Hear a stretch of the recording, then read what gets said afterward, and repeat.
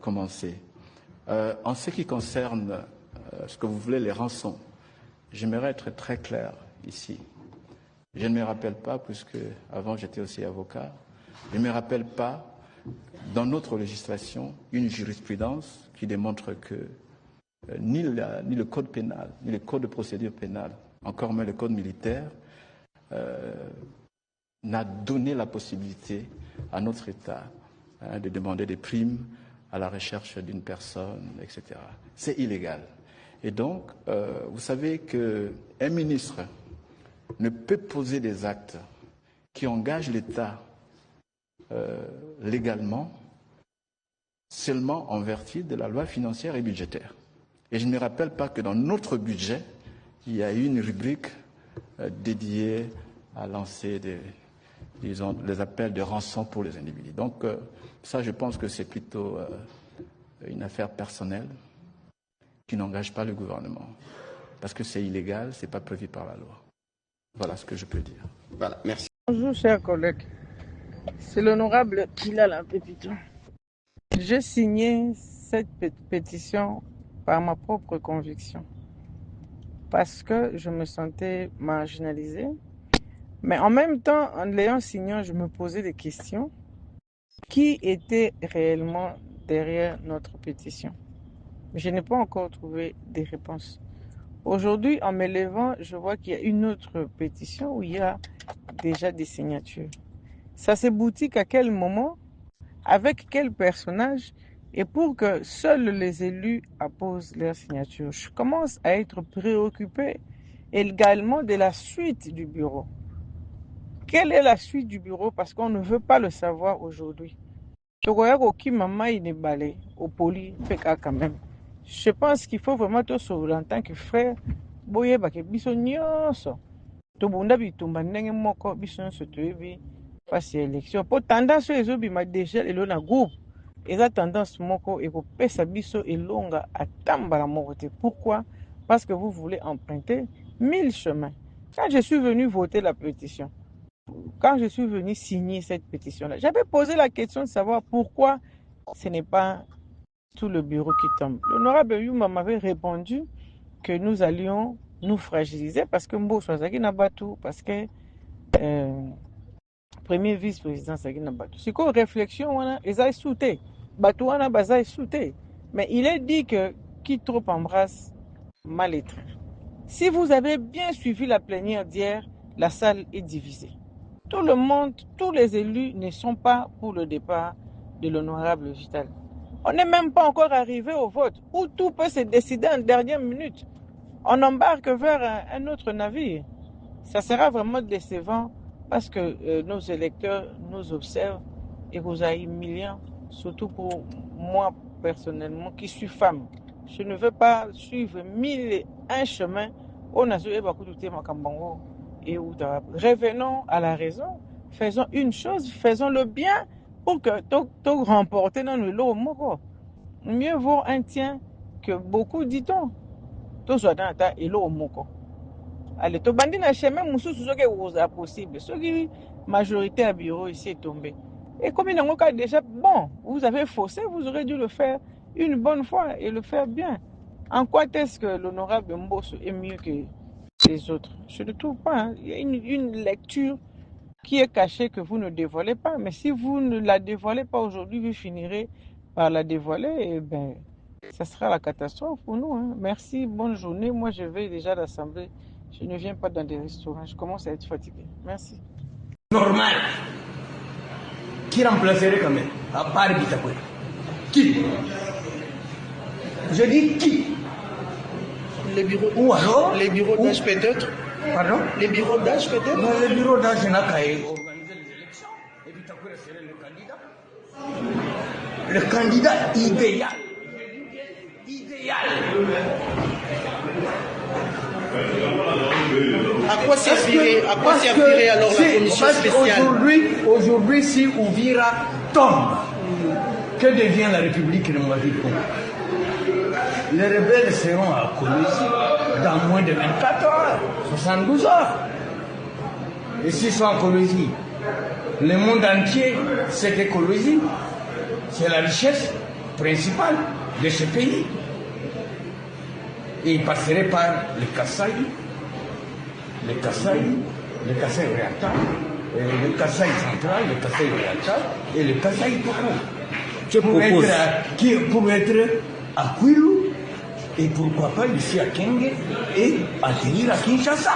Dans les cas échéants, que propose l'honorable Bitakwira? L'honorable Bitakwira propose un apaisement, qu'on évite les agitations. L'honorable Bitakwira propose la réconciliation et la cohésion sociale et même politique. Merci. Ensuite Kaloumé, ou plutôt Kaloumé Mouchebekwa. Ensuite, quand Mouzé arrive, il a été avec les Katumba Mwanke, les Bouchab, autour de Joseph Kabila, et PPRD, parce qu'il fait partie des tout premiers secrétaires généraux de PPRD. Il a dirigé l'Assemblée nationale, il a été ministre de la communication, etc. Mais dans ses rapports avec ses mentors, ou les gens avec lesquels il travaille, il y a souvent ce qu'on appelle la duplicité. Il y a souvent ce qu'on appelle l'ambiguïté. Le manque de sincérité, hein, pour être oui, clair. c'est-à-dire que il fait un peu ce qu'on appelle un malin et demi. Vous me faites confiance, moi je vous en fais, mais je garde quand même un pied dehors. Je garde quand même une petite marge pour savoir à quel moment je vais vous tacler. Vous l'avez rappelé tout à l'heure qu'avec Joseph Kabila, ils ont eu des différends. En réalité, ce n'était pas différent. Parce qu'il était reçu la veille pour parler de cette affaire de sortir ou enlever le prétexte rwandais sur les Banyamulenge, les FDLR. Autoriser que l'armée rwandaise vienne c'est encore d'actualité des aujourd'hui. forces armées de la République démocratique du Congo pour traquer les FDLR. En tant que collaborateur direct de Joseph Kabila, président de l'Assemblée nationale, membre éminent du PPRD, donc au niveau du bureau politique, il n'y avait pas information qui échappait à Vital Kamerhe. Il était au courant. Il avait pris part à la réunion, selon certaines sources. Oui, mais parce qu'il voulait un positionnement, il a dit non, c'est une façon de m'extirper ou de me positionner. Parce que lorsqu'il était président de l'Assemblée nationale, il avait des contacts au niveau international. Donc il rêvait déjà de remplacer Joseph Kabila en son temps-là. Il a même accordé une interview à mon ami François Soudan. J'étais dans le cœur de cette affaire parce que François, un ami, il est venu m'en parler avant que ça soit publié. J'ai même amené là-bas une dame que je citerai ici pour aller persuader Vital Kamerhe de ne pas diffuser cette information. Il était président de l'Assemblée. Avant cette histoire de démission et tout ça. Il a dit non, moi je suis président de l'Assemblée nationale, j'ai aussi droit de m'exprimer. Mais ce qu'il avait dit dans l'interview, ça lui a causé des torts plus tard lorsqu'il s'agit de ces différends. Donc, il lui a été demandé de partir parce que, comme disait Jean-Pierre Chevènement, un homme politique ou un ministre en l'occurrence, ou vous êtes dans la vision du gouvernement, ou vous ne l'êtes pas, et auquel cas il faut démissionner. Mais il n'avait pas démissionné. Il a dit j'y suis et j'y reste. Oui, mais ça s'appelle de l'indiscipline. Alors que le Congo s'apprêtait à accueillir le 14e sommet de la francophonie 2012, dont j'étais le président de la commission communication. Et je gérais un peu toutes ces histoires-là. Donc Vital est parti, il a créé son parti, il s'est positionné plutôt pas mal dans l'opposition. Il se met avec Etienne Tshisekedi pour faire le tandem. Mais il y a eu ce qu'on appelle le grand rendez-vous manqué. Etienne Tshisekedi, Vital Kamerhe. Alors que Tshisekedi attendait Kamerhe, Kamerhe était ailleurs. Et c'est l'un des points qui a fait échouer à l'époque l'opposition. Oui, l'opposition. Il a dit, moi je ne suis pas venu faire carrière à l'opposition. Exactement. Il a taclé ouvertement Etienne Tshisekedi Mulumba, qui était comme un leader intouchable à l'époque. Et vous avez vu que quand Edem Kodjo est arrivé, Vital Kamerhe est parti. Sans les autres. Oui, aux accords, ou plutôt au dialogue de la cité de l'Union africaine. Et j'étais encore plein dedans. Et ça a pondu. Il pensait être Premier ministre, ça n'a pas été le cas. Joseph Kabila a préféré quelqu'un issu de l'IDPS, Sami Badibanga, etc. Vital Kamerhe s'est mis avec Félix Tshisekedi du côté de Nairobi. Ils arrivent à Kinshasa. Tshisekedi, président de la République, Vital Kamerhe, directeur de cabinet, mais il ne se contentait pas d'être directeur de cabinet. Sorti de Félix Tshisekedi, on le voyait derrière, il parlait comme avec le vice-président de la République. Il était presque vice-président, il ne respectait même pas le protocole, etc. Et les Balouba, comme vous le savez, ils ont un petit côté... L'impérium. Les Balouba. Oui, les Kassaïens. Nous sommes... en termes de pouvoir, on ne blague pas avec. Le côté orgueil. Non, c'est-à-dire qu'on s'affirme. On s'affirme.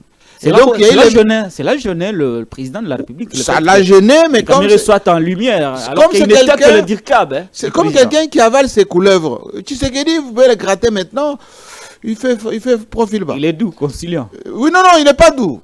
Il vous voit venir. Il vous laisse. Il vous caresse même dans le sens du poids. Enfin, il tape même dans le dos. Mon ami, mon frère. Mais il planifie. Le coup. À quel moment je vais tacler? À un moment, Vital Kamerhe pensait que non, on vole ensemble l'argent, on fait tout ensemble, donc il ne me fera rien. Ce sont les bras qui ont frappé ailleurs, aux 100 jours, aux maisons préfabriquées, etc. Tout ça, c'était l'emballage. Tshisekedi a agi sans apparaître. Mais bien évidemment, comme souvent d'ailleurs, le léopard n'attaque pas de face. Le léopard n'attaque jamais de face. Le léopard attend le moment d'étourdissement, et ben il tacle. Vital en prison, beaucoup de gens l'ont aidé. Beaucoup. Y compris nous-mêmes au niveau de la communication, etc. Ouais, Club 50 a donné des beaucoup de temps spéciales. Télé 50 n'a pas manqué de la. Mais Vital sort de prison. Aucun retour. Aucune reconnaissance. À peine il décroche le téléphone. Il a tourné les dos à tout le monde. Bien évidemment. Y compris aux membres de son propre parti. Les Boges sont partis chez Tshisekedi, les Molendo, beaucoup sont partis. Les Mayo. Les Mayo, les Tchoutoumani, tout le monde est parti. Vital de frustration. Il est resté au niveau de la famille, de sa famille, on va dire restreinte, de son épouse. Voilà. Mais Tshisekedi, il a d'abord mis à la primature, à vice-primature, à l'économie. Pendant la campagne électorale, Vital jouait un peu à il est même parti là-bas, à Bunagana, avant les élections. Quand il a parlé du triangle. Ouais. Safari, quand il a fait tourner à Mani, je crois. Oui. Il est allé jusqu'à Bunagana, alors que Bunagana était contrôlé par le rebelle. Ils ont le flair, les Kassaïens. Ils ont dit, pourquoi il fait des choses comme ça? C'est là, ils ont commencé à le mettre un peu sur la sellette. C'est à partir de là que Vital ne pouvait pas être dans les institutions. Il a tissé sa toile. Il a même eu d'ailleurs une attaque chez lui à la maison. Mais finalement, par le tour des passe-passe, primaire, c'est Mbosso qui devait l'emporter. Voilà. Ça a été dans la salle parce que les gens voulaient quand même donner un peu de tordre la chose à Tshisekedi. Mais Vital, in extremis, devient président de l'Assemblée nationale contre la volonté et de l'UDPS et de Tshisekedi lui-même. Mais personne ne voulait le dire. Lui, il a fait profil bas, il est parti dire je suis derrière, etc. Mais on le mettait toujours en filigrane, c'est-à-dire il était sous surveillance. Téléphone, ses contacts, son bureau, financièrement aussi, un peu coincé. Mais ça ne l'a pas empêché de prendre des contacts, de voir des discours. Ça ne l'a pas empêché. Jusqu'à ce que le débat sur la modification de la Constitution est arrivé. Et là, il a commencé à donner les signaux. Non, moi, je ne suis pas d'accord. Voilà, il faut nous consulter. C'est pour ça que vous avez vu qu'à Doha, on ne l'a pas associé. Aux États-Unis, on ne l'a pas associé. Il y a beaucoup de choses qui se font. On ne l'associe pas. Sans lui. Oui. C'est pour ça qu'on l'a mis dans le pacte Tshilumbai. Ah, on a placé Tshilumbai et Mbosso.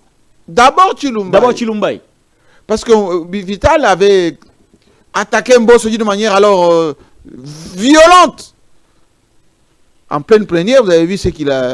voilà. Il a craché sur oui, Mbosso. Oui, Mbosso, comme tout Ngwashi qui se respecte, il dit voilà... Comme tout Ngwashi. Oui. Il s'est rétracté un peu, malignement. Oui. C'est un pangui. Il a évité l'affront. Il dit voilà, mais je t'aurai mon petit.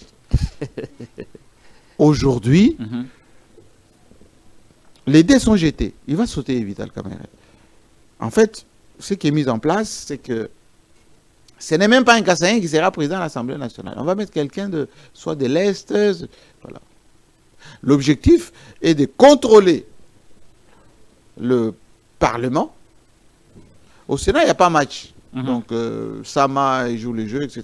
Mbosso a la confiance du président de la République jusque-là. Soit ça sera Mbosso qui va présider ce qu'on appelle les bureaux d'âge pendant un certain temps. Et puis, on va s'arranger pour trouver un président presque effacé. Et on va remettre sur la table tous les dossiers qu'on avait enterrés. Mais pourvu que sur le plan de la sécurité, sur le plan de la gestion de la crise avec notamment la FCDM 23, soit bien contrôlé. Ce que vous devez comprendre, c'est que Vital Kamerhe est affaibli. Le Kamerhe d'alors, c'est-à-dire qu'avec Joseph Kabila, ce n'est pas les Kamerhe d'aujourd'hui. Les Kamerhe d'aujourd'hui a fait la prison, a été condamné, nettoyé pour ne pas dire lavé in extremis. Les Kamerhe d'aujourd'hui, il a géré de l'argent. Et tout le monde a des dossiers sur le Kamerhe.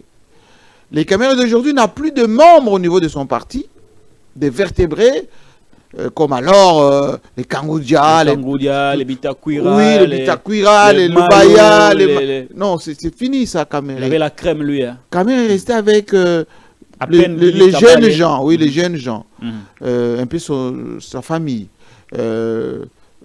Kamerhe a pris un peu de l'âge. Et puis Kamerhe est en face de lui, une machine sécuritaire, financière, et des gens qui sont méfiants. Kabila pouvait donner ce qu'on appelle la possibilité à quelqu'un de se rattraper. C'est-à-dire, quand Kamerhe était en discorde avec Kabila, il gardait les bons contacts avec la famille Kabila. La sœur de Kabila avait très bons contacts avec Kamerhe, donnait un peu de moyens, Kimbuta, et on ne l'avait rien confisqué. Ah, mais ce n'est pas la stratégie aujourd'hui. Donc il y a une machine en face de lui. S'il s'oppose un peu à la manière de Kabound, on va le broyer le plus rapidement possible et il va disparaître. Une bonne fois pour toutes. C'est la raison pour laquelle il a demandé officiellement pardon. Et ça ne fonctionnera plus, ça ne va pas fonctionner du tout. Parce que, in extremis, il est devenu président de l'Assemblée nationale. Contre la volonté du président. Contre la volonté du président, contre la volonté du EPS, contre la volonté de ceux qui veulent bien contrôler la machine. Et donc, aujourd'hui, on a juste appuyé sur le bouton pour l'éjecter. Il est éjecté. Quel que soit le pardon qu'il va demander, ça ne fonctionnera pas. Je l'ai dit à peine que Kamerhe a géré. Il a géré beaucoup d'argent. Lorsqu'il fut directeur des cabinets. Et il avait la signature à l'époque. Il est allé en prison. On a habillé tout ça pour qu'il puisse quand même être rattrapé. Parce que quand Tshisekedi disait à son temps, il a encore un rôle à jouer, etc. Donc, il voulait quand même lui faire jouer un rôle. Il est sorti de prison, on l'a mis à l'économie. À l'économie, il y a beaucoup d'argent aussi là-bas. Le pétrole, la redevance, tout la rétrocommission. Rétrocommission, tout ça. C'est l'argent. Beaucoup d'argent, ouais. Et puis, il devient président de l'Assemblée nationale. Il y a une dotation pour l'Assemblée nationale. Le budget des fonctions de l'Assemblée nationale. Pendant un an, cet argent est versé régulièrement. Et très souvent, la présidence du Parlement gère à sa guise. Mais oubliant qu'en politique, on garde des pièces. On garde des pièces. Ah oui, c'est déjà oublié. J'ai remis l'expression. Même aujourd'hui. En politique, on garde des pièces. Ah oui, en politique, on garde des pièces. Même ceux qui gèrent aujourd'hui, qui s'attendent à ce que demain, s'ils ne sont pas aux affaires, les pièces sortent. Et il y aura beaucoup de pièces. Et les pièces sortiront. Parce que les jeunes gens qui sont là à la Banque centrale Ouais. et qui remplissent les formulaires, Mhm. ils font des photocopies. Ils font des captures, des photocopies. Ils montrent des Ceux dossiers, qui ils sont gardent. au budget, Mhm. ceux qui sont aux finances, qui font ce qu'on appelle les paiements Donc, d'urgence. tout l'argent qui sort est tracé en fait. Bien évidemment. On oublie que les Fonds monétaires internationaux, la Banque mondiale, la Banque africaine de développement, les Américains, leurs dollars là, Mhm. suivent les traces. Vous baladez avec des dollars, vous pensez que l'Américain n'est pas au courant. Il est au courant de où est-ce que vous avez mis 10 millions de dollars, dans quelle banque, dans quelle fiduciaire, ça a pris quelle direction, vous avez blanchi où. Mhm. Tout ça, ce sont des petites techniques que les Occidentaux maîtrisent. Mais aussi longtemps que vous n'êtes pas épinglé ou en position de disgrâce, ils ne sortent pas les pièces. Et cela a été le cas pour Caméré une fois, tombé en disgrâce, les pièces gardées. Et il est au courant de ça. Ah, Il le sait. Il sera au courant de toutes les J'ai pièces dit, il est au- gardées contre Il lui. est au courant et il le sait que Hmm. même si les pièces n'existent pas, Ouais. on peut les fabriquer, les pièces. Et donc, il a demandé pardon, oui, Ouais. peut-être. Il a demandé pardon aux non. députés, mais aussi au président de la Non, ça République. ne va pas fonctionner. Ça va pas fonctionner parce que les gens veulent avoir les mains libres, à la fois pour lever les options sur des choses existentielles, hein, pour Ouais. garder le pouvoir, Ouais. pour rester le plus longtemps possible, Ouais. Mhm. Et pour diminuer les nombres d'ambitieux. Les Moutamba étaient ambitieux, Alinguet avait beaucoup de visibilité, voilà. Et Caméré était un potentiel concurrent. C'est comme ça que ça se gère en politique. Vous le Sans voyez où? état d'âme. Vous le voyez où? En prison ou dans l'opposition? Moi, je pense qu'il y a une forte probabilité qu'il soit affaibli par la justice pour qu'il ne fasse pas de l'opposition. Parce qu'en tant qu'acteur politique congolais, il est plus efficace dans l'opposition, dans le discours d'attaque, en termes d'expression. C'est un animal politique. Parce qu'il connaît un peu les dessous. Il sait connaît parler, plus il connaît oui, l'État. si moi il j'étais à la connaît place les de Caméré, partenaires. Mhm, mhm. je fuirais maintenant. Ah! Oui. Je partirai. C'est-à-dire, je peux prétexter, je suis malade, voilà, Mais je qui veux va voir mes accorder enfants. l'autorisation? Qui accordera l'autorisation? Bah, ils peuvent sortir sans autorisation. Beaucoup qui sortent par des moyens propres à eux, mais ils ne demandent pas d'autorisation. Donc vous proposez à Caméré de fuir. Ah non, moi je pense que ça serait... s'il veut exister Hmm. politiquement, peut-être qu'il sera condamné derrière avec mandat d'arrêt, etc. Mais bon, il pourrait être demandé l'asile politique et puis faire de l'opposition comme les Matata, etc. Mais si il dit, voilà, on m'a donné des assurances que je peux jouer encore un rôle au sein de la classe politique, même en restant au sein de l'Union sacrée, c'est mal connaître le machiavélisme congolais. Donc, s'il fait de l'opposition, il sera d'abord rejeté. Rejeté par qui? Ben, par d'abord le pro-JKK, parce que la vengeance... Ah, le pro-Kabila. Le pro-Kabila Oui, le rejetterait oui, au parce cas où que la vengeance il faisait était- l'opposition. Parce que la vengeance est un plat qui se mange froid. Du haut de... Pendant le pépélisme, le PPRD triomphant, Mhm. 2012, 2010, 2011, Caméré a craché sur le PPRD, le parti dans lequel il régnait, il trônait, Mhm. pensant affaiblir Joseph Kabila. Et il a mené un combat frontal, de 2012 à 2019. Même si de temps en temps, il avait des contacts un peu avec JKK, pas de personnes interposées, ou parfois... Mais parmi les gens qui ont démystifié Joseph Kabila, c'est Vital Kamerhe. Ce n'est pas maintenant qu'il va être dans une position d'affaibli qu'on va le rebooster. Il ne faut pas oublier que il a été directeur des cabinets de Félix Tshisekedi, il a été membre important de l'Union sacrée, il a été au présidium, donc il connaissait beaucoup de choses qui ont été faites contre les gens de l'opposition. Donc l'opposition ne va pas l'accueillir comme ça, un peu comme Tshisekedi il avait dit en son temps, il est venu il y a 2 mois dans l'opposition, il ne peut pas être accueilli avec autant de facilité, etc. Donc ça serait difficile d'être adoubé, accueilli assez rapidement au sein de l'opposition. Rester dans le pouvoir, dans la majorité, il sera aussi combattu. Pourquoi? Parce que là, il n'a plus de signature. Et donc, on va l'affaiblir par les autres pour qu'il n'existe pas politiquement. Et peut-être on va lui créer, on va dire, des petits dossiers judiciaires. Et dans ces cas, il sera affaibli. Moi, à sa place, je vais d'abord disparaître politiquement, en attendant, par exemple, que les dialogues s'enclenchent. Mais est-ce qu'il a son destin en main, Jean-Marie Kassamba? Même pour disparaître, vous devez avoir le contrôle de votre destin. Est-ce que Kamere a son destin en main? Ben, vous savez que si Matata n'avait pas pris la poudre d'escampette, il serait dans des positions beaucoup plus difficiles. Et donc, enfin, en tant que stratège, moi, je vois... Est-ce qu'il a son destin en main, Kamere? Chacun a toujours son destin, si veut se la donner. Pourquoi? Parce que Vital Kamerhe aime l'argent. Il aime l'argent? Oui, il aime l'argent. Il en a encore un peu. Et donc, s'il veut jouir de cet argent, s'il veut rester libre d'expression, il faut qu'il anticipe sur sa propre vie. Un lion est vital ou nécessaire ou peut servir que vivant. Un héros mort, il est mort. C'est fini. Martin Luther King, il est mort. Mandela est mort. Michael Jackson est mort. Mais ils sont morts. Mouzé est mort, il est mort. Lumumba est mort. C'est fini. Vous pouvez faire les monuments qu'on veut, des drapeaux. Sankara est mort. C'est fini s'il est mort. Mais quelqu'un qui est encore vivant, il n'est pas encore joué un rôle.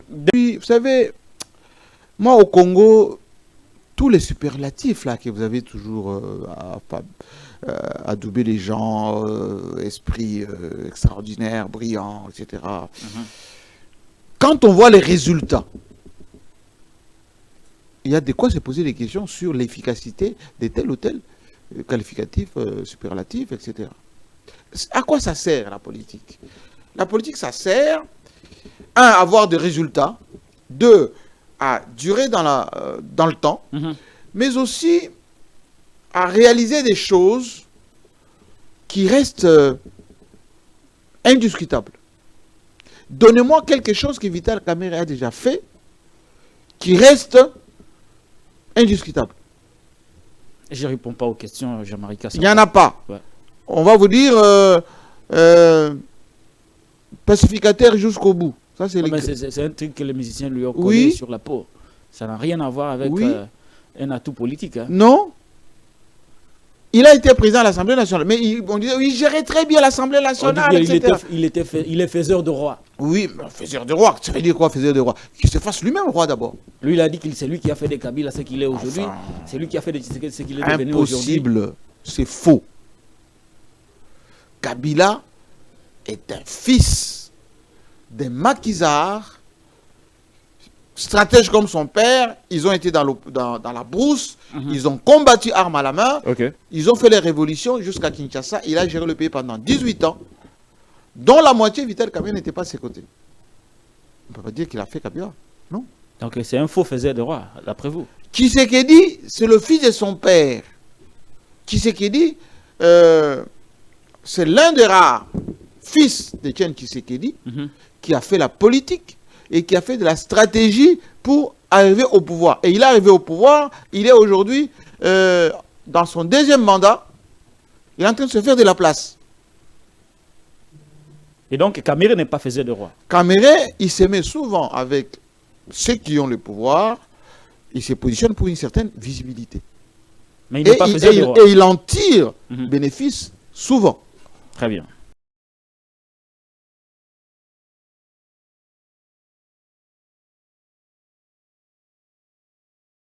Le salut de Congo passerait par la rencontre je le pense. Nonobstant toute la diabolisation, les gens qui ont pollué le FCC-CACH, aujourd'hui voient les résultats de ce qu'ils ont fait. Félix Tshisekedi en premier regrette cette séparation. Parce que c'était, moi comme je l'avais dit à l'époque, il était temps, voilà ce que j'avais écrit à l'époque, il était temps que les forces du progrès, des gauches, les fils d'un Sangalubango se retrouvent. Et ils se sont retrouvés. Les fils de Sangalubango. Ça veut dire quoi? Bon, je vous apprends une petite histoire de notre oui, allez-y. Rapidement, en 2 minutes. Vous êtes aussi fils d'un Sangalubango? Moi? Oui. Moi, je suis en Amont. Oui, en Amont, t'étais là, mais tous, on vient de là-bas. Ok. Nous, Congolo Mwenze, à Kabongo, a mis ce qu'on appelle en place la racine Luba. La racine Luba vient du Katanga, de Congolo, de Kabongo exactement. de Kabogo. Etienne Tshisekedi, il avait dit à son temps qu'elle était en campagne là-bas. Et mon père me racontait la généalogie Luba. Que ce soit Luba du Kassai occidental, que ce soit Luba des Chemois Kassai oriental, que ce soit ceux du Katanga, des Manono, nous sommes même souches. Tout Congolais intelligent et réfléchi, tout intellectuel honnête le sait. Tous ceux qui racontent des balivernes, Kabila Rwandais, ce sont des balivernes. Excusez-moi du terme, c'est la méconnaissance de l'histoire de ce pays. Et on attribue des nationalités à Kabila qui n'ont rien à voir avec lui. Donc pour vous, Joseph Kabila est le frère de Félix et Antoine Tshisekedi Tshilombo. Son frère Moulouba. Généalogique. Vous insistez beaucoup. Joseph Kabila est un Moulouba. J'ai dit Kabila Joseph, Félix Tshisekedi, même souche. Ce sont des Balouba. Oui. Et j'affirme. Je veux que scientifiquement, quelqu'un me montre le contraire. Non, personne n'a contredit ça jusqu'ici. Voilà. Écoutez, moi, j'ai l'habitude, en tant que stratège, vous savez que je profile ma thèse en ce moment au Collège des hautes études, où je suis le chef de promo de cette école doctorale d'ITIEST. Je me mets souvent à distance de la conjoncture. Je n'aime pas commenter les opérations de sécurité. Je connais presque tout le monde qui travaille dans ce secteur. Les données qu'ils ont, ce n'est pas les données. Vous enseignez certains. J'enseigne, oui, absolument. J'enseigne à l'école de guerre, j'enseigne à l'ENA, je connais. Je suis avec les militaires, moi, les gens de la sécurité, tous les jours. Et je m'abstiens de faire des commentaires sur des opérations de sécurité. Parce qu'eux, ils les gèrent au quotidien, ils ont des données que moi, je n'ai pas. Et j'ai du mal, moi, à qualifier les choses, premièrement. Et puis, deuxièmement, et là, c'est un peu le machiavélisme qui m'habite. En politique, il y a souvent ce qu'on appelle les coups bas entre politiciens, les anicroches, les crocs en jambes. Et parfois, on dit que c'est des bonnes guerres. Mais ce qui est important, c'est de privilégier le résultat final. Qu'est-ce qu'on veut comme résultat final? Je vous ai parlé de la réconciliation. Je vous ai parlé de ce qu'on veut faire de notre nation. À Doha, je pense, on parle avec les gens de l'AFC et M23. Les Américains aussi nous conseillent d'avoir un dialogue au niveau national. Au-delà des opérations de sécurité, etc., de neutralisation de l'autre, ça, tout le monde le fait. Les Américains le font dans beaucoup de pays. Regardez ce que Ouattara est en train de faire avec les Gbagbo, même en Guinée, Doumbouya. Bon, ça, ce sont les politiciens qui se font des choses comme ça. Mobutu, à son temps, il les faisait avec Etienne Tshisekedi, qu'il a envoyé à Kabila Kamanga. Ça, ce sont les opérations, on va dire, politiciennes. Mais nous, ce qui doit nous préoccuper, et Félix Tshisekedi en tête, c'est quoi les résultats in fine? Si je veux stabiliser mon pays, je dois rassembler les Congolais. Et parfois, il faut se faire violence. Mobutu a fait venir ici Ngouz Karlibonde, qui avait dit de lui Mobutu, l'incarnation du mal, le mal zaïrois, c'est Mobutu. Mais au nom de la réconciliation nationale, Kabila a fait venir ici Bemba. Roubert a lui-même à son temps avec les Rwandais, une bonne partie de ceux qui étaient au RCD. Il a fait venir les Roger Lumbala. Au nom de la réconciliation nationale. Oui, il a même partagé l'impérium. Ici à Kinshasa. Et donc, dans tout ce qu'on fait, il faut qu'on se pose souvent la question, est-ce que ce qu'on fait, ce sont les zélés? Parce qu'il y a souvent les zélés parfois qui fabriquent certains dossiers. Ils disent, oh, voilà, on fait comme ça. Moi, j'étais contre à l'époque de Joseph Kabila. Les côtés sécurocrates de certains, les côtés un peu faucons des autres. Quelqu'un même avait écrit un livre à l'époque, c'est-à-dire qu'il faut changer la constitution ou l'État va disparaître. Entre l'inanition de la nation et le changement de la constitution. J'ose pas les citer. Pourquoi vous ne voulez pas citer Bochab? Bon, moi j'aime pas citer les noms des gens parce que moi je regarde le parcours. Vous êtes très pondéré, hein, Jean-Marie Kassamba. Oui, mais je regarde le parcours. Je regarde ce que les gens étaient, ce qu'ils ont été aux côtés des Kabila, ce qu'ils ont eu comme gain. Moi, j'ai du mal à comprendre quelqu'un qui enlève même les photos de son mur. Avec Joseph Kabila. Est-ce qu'il se regarde dans le miroir? Qui a fait ça? Ah, beaucoup. Comme qui? Non, beaucoup, je ne citerai pas ici, je ne veux pas faire de la publicité pour les gens, mais beaucoup savent qu'entrer chez eux, regarder à leur mur ou dans leur bureau privé, s'il y a encore des photos où ils pavanaient avec... dans la gloire avec Kabila.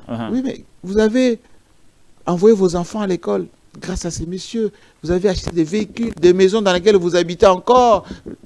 Pourquoi vous effacez votre histoire? Votre propre histoire. Très bien. Et ils veulent réécrire une nouvelle histoire avec Félix Tshisekedi, pensant que lui, il ne peut pas dire, mais si vous avez effacé les 18 ans avec vous le ferez aussi. mais vous allez faire avec moi aussi facilement. Exactement. Écoutez, les gens qui stigmatisent Bossembe, parfois ne font pas la lecture de l'environnement congolais. Bossembe, certes, préside le CESAC.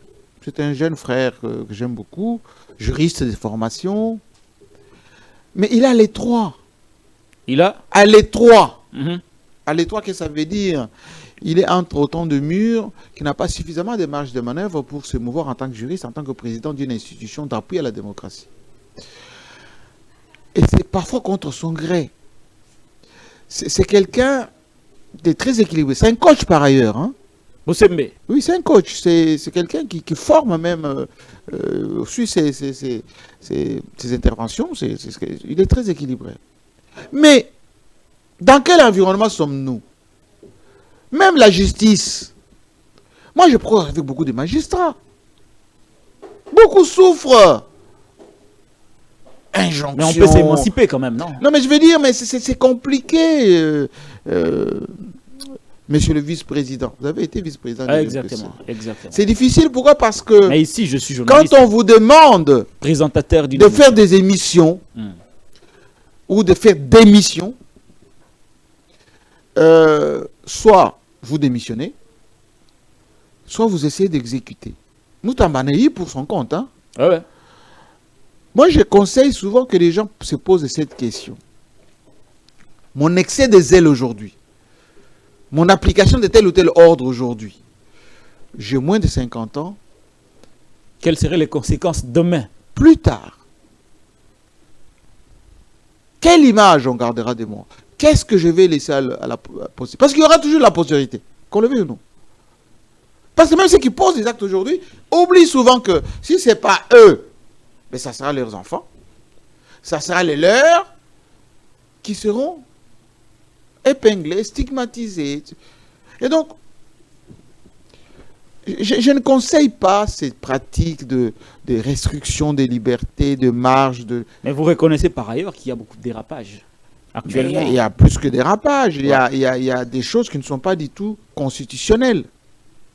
La liberté d'expression est constitutionnelle. C'est consacré dans notre constitution. Il faut souvent que les gens lisent la constitution.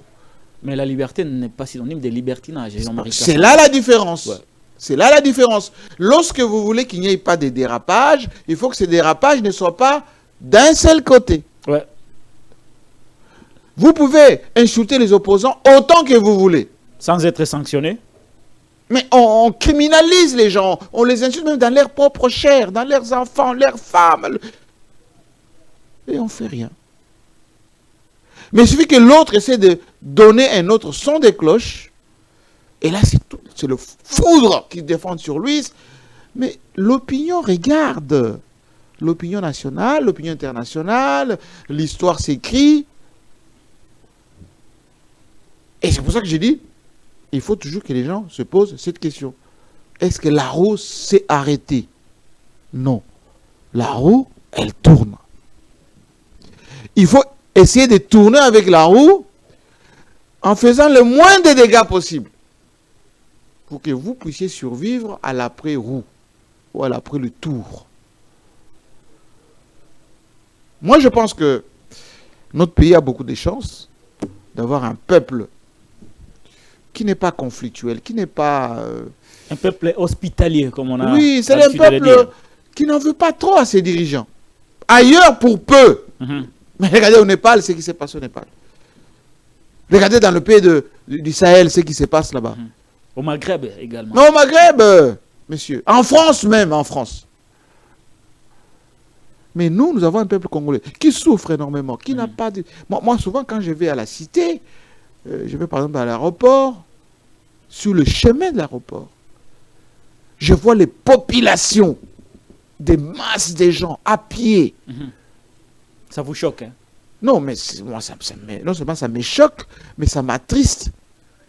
Parce que nous avons une ville plate, où on peut installer des chemins de fer, on peut ouvrir autant de routes, on peut mettre des moyens de communication, enfin, le bus, le train, etc. Et ces populations n'allaient pas souffrir comme ça. Mais ces gens marchent à pied, ils arrivent chez eux à 2 h du matin, ils dorment 1 heure, après ils refont le chemin du centre-ville, ils ne rouspètent pas, ils ne cassent rien. Il faut qu'on leur donne un tout petit peu ce que nous sommes capables de donner. Nous avons les moyens de le faire.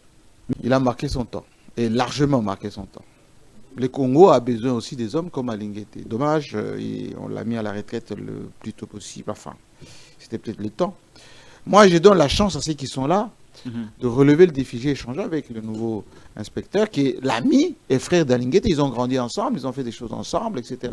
Il a peut-être son style, mais encore une fois, il faut communiquer. Lorsque, comme nous, les spécialistes en communication, on dit ce qui n'est pas communiqué n'existe pas. Est-ce que l'IGF a aujourd'hui le même élan qu'il avait? L'IGF aujourd'hui fait peur, comme c'était le cas d'Alinguete. Est-ce que l'IGF aujourd'hui pèse dans l'opinion nationale? C'est le challenge que les nouveaux a. Est-ce que l'IGF est dédaciné? Non, c'est-à-dire que c'est pas l'homme qui fait, enfin, c'est pas le poste qui se fait lui-même, c'est l'homme qui fait le poste. Alinguete avait donné, comme le nouveau me l'avait dit l'autre fois, il a jeté les bases, les bonnes fondations. Il a allumé l'IGF. Maintenant, celui qui est ici, il faut qu'il monte le mur, il faut qu'il puisse donner l'éclat. Oui, l'éclat. Sinon, la classe politique, comme nous avons une classe politique de prédateurs, excusez-moi les termes, en majorité. Une classe politique de prédateurs. Oui. Le mot est fort. Oui. Des consommateurs permanents. Et donc, si vous ne les dissuadez pas, ah ben ils vont aller tout droit. Tout droit dans la prédation. Et qui perd? Le pays qui perd, le peuple qui perd, et ce sont les générations futures qui sont compromises. Et nous, personnellement, nous travaillons pour que, voilà, sur le plan médiatique, que le Congo ait un rayon. Moi, j'étais à Brazzaville, le président... Un rayonnement, ouais. Oui, le président Sassou m'a dit, mais écoute, c'est que tu fais à Kinshasa, ici. La presse congolaise de Brazzaville, même, excusez-moi des termes, m'adore. Mes amis du Cameroun disent, mais au Congo, c'est formidable. Mais nous devons le faire sur le plan des institutions. On se moque de nous. On dit, voici ces gens, ils ont un grand pays riche, immense, sans radar. Vous savez que rien que les avions qui volent au-dessus de nous, ça peut nous rapporter beaucoup d'argent. On n'a pas de radars. Oui, mais des radars conséquents.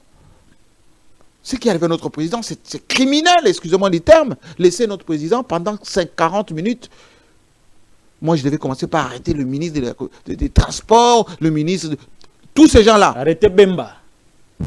Monsieur, ça y va de la sécurité nationale.